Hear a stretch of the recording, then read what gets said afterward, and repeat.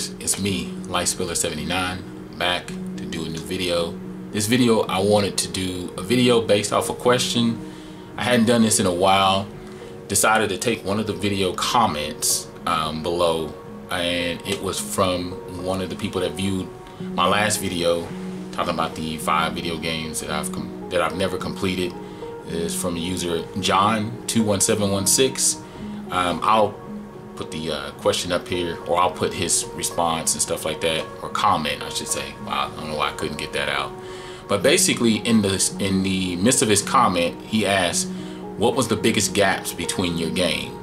And the way I interpret it was, how long did it take you to beat a game? Like if you put a game down over a certain period of time, like weeks, months, years. So what I'm gonna do, I'm gonna walk through my top 5 games with the biggest gaps. Now the first game that had one of the biggest gaps for me was God of War Ascension. If you know how big a God of War fan I am, I've beat all the God of War games, including the ones on the PSP. I've gotten through them fairly quickly, fairly easily. It's only with repetition and playing the games over and over and over again and completing them numerous times. To this day, God of War 3, I've completed it at least 16 times, I think.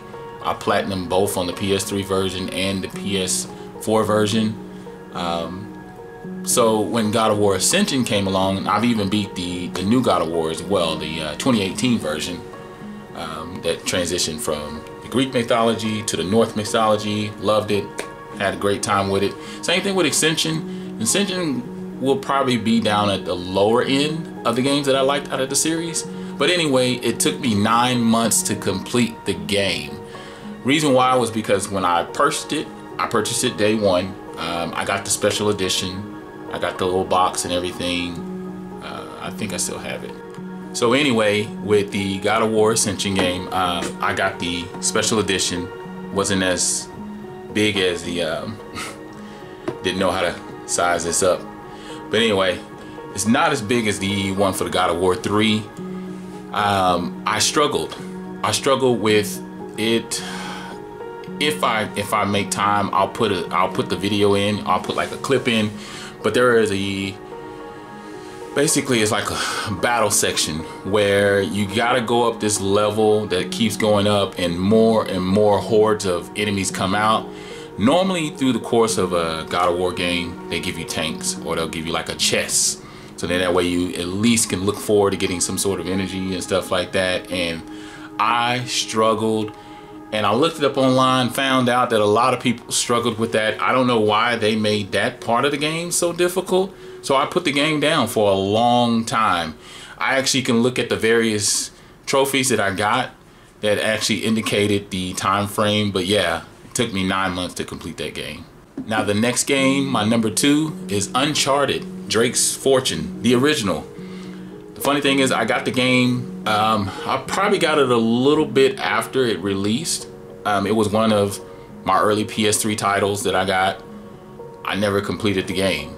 It took me 7 years to complete the game. As far as my gap, that gap, I think I had it. No, I just had 7 years. So that gap was for 7 years.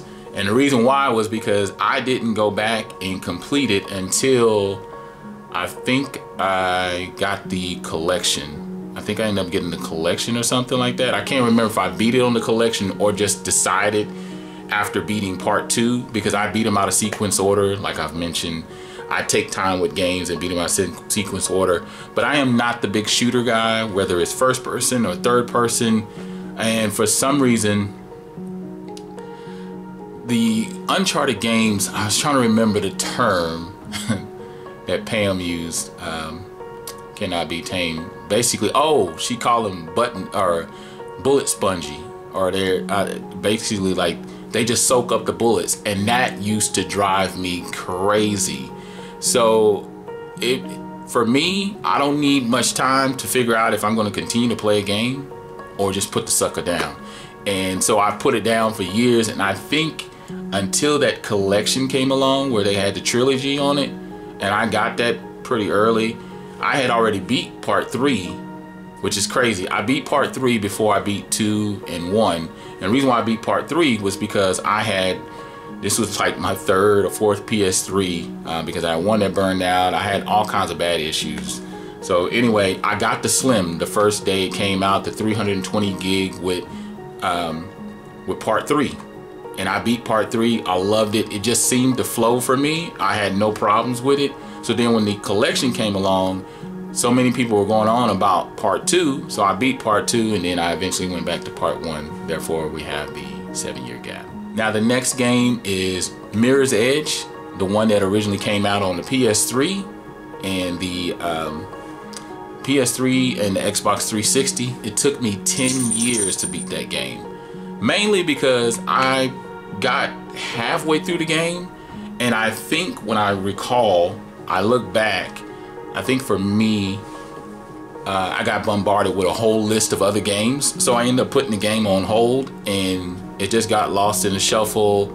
I had the original copy, and then I was given a digital copy, and I never, even then, because there was a time where, for some reason, I ended up getting a free copy on the PS3. I think they were having a day where they just let us have it for free. A buddy sent me a text and said, hey, they're giving the game away for free digitally. Why don't you pick it up or download it now? And I downloaded it, never beat it. So I beat Mirror's Edge Catalyst, and everything worked out. And I loved it, enjoyed it, had a good time. But then just recently, last year, I beat the game. After beating Catalyst, or the part 2 that took a long time to come out. I think that came out in 2016, 17? I can't remember the exact year. So then in my mind, I was trying to look back on games that I never completed that was just sitting there. So I completed it last year. Loved it. I actually enjoyed it. But going back 10 years and looking at it now, you can kind of see that the graphics was a little bit dated. But I still had fun with it. So I was glad to go back and complete that game. And now the next game, we're gonna go back a little bit further. This game took me 27 years to complete. I beat this game in 2015. I had been trying to beat this game probably since I was a little kid, and until now. It would probably go back, that would have been, or a teenager. I'd have been 14 when I first started trying to beat this game. And that's Adventure Island for the NES. It's an awesome game, but the trick about it is, or the trippy part that could get you frustrated, is there is a lot of stages that look similar. It's very repetitive. The difficulty slightly bumps up in between those mid-range stages, like 1-2 or 1-3. You may find challenges, but the part about the game that was crazy is there was 32 stages, because the game went from 1-1 to 8-4, and so 8 times 4 is 32, so you had 32 stages. Took me 27 years. The only way I was able to beat that game was because of the save state. So I was able to save my progress and move forward. Save my progress, go back to it, and move forward, and was able to finally beat the game. And was so excited because I actually love the game. I actually picked it up. I actually picked up the original cart for the NES just recently, and I'll go over that in another video.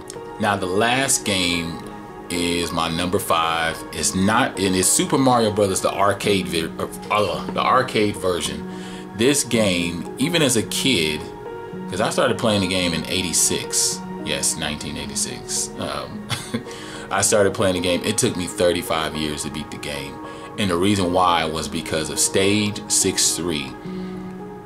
When I played the home version, because I had spent so much time as a kid playing it over and over again at the arcade, the home version and the arcade version, they were somewhat similar, but stage 6-3, where there is this big wide jump, I could never measure it out well until I started paying attention to the turtles that were floating. And you had to run and jump basically into darkness and make sure you landed on the turtle at the right time, bounce off that turtle so you can land on the next platform. And that part gave me like a little bit of boost, because I was like, oh wow, I'm actually close. And when I finally beat stage 6-3, I think it was last year, the first time I ever beat that stage. And then I kept going back to arcade and playing it again because I finally beat that stage. And then I was able to get through World 7, and World 8 was pretty much exactly like the home version. So I beat the game with no problem after that. So for 35 years, I was plagued with that. So anyway, those are the top 5 games, or the 5 games that I had the biggest gaps. You can just let me know down below what games gave you a hard time, that you had a long gap with, that you put down for weeks, months, years, like me. But other than that, I'm Light Spiller. I'm out.